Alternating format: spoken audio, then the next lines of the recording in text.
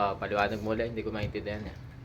Ano, alam mo kung bakit dumadagdag yung iniinom mo pag nilagyan mo yelo?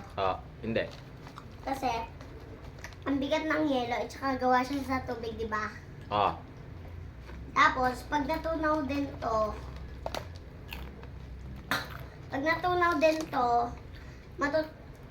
makikita yung tubig. Hindi makikita yung tubig.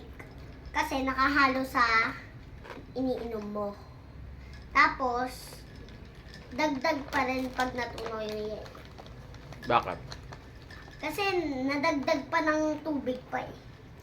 Magiging tubig ba yung yelo? Hmm? Magiging tubig yung yelo? Hindi, tubig na nga kasi yung yelo.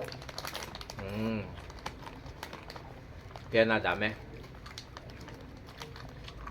Hindi ba mabigat? Mabigat yung yelo, kaya dumadagdag. O, pag nagsiswimming ka, pag wala ka sa tubig, mukhang kailangan pa tubig. Pero pag pinuno mo, pag hindi puno konti, tapos pumunta ka, aapaw. Bakit? Kasi ang bigat eh.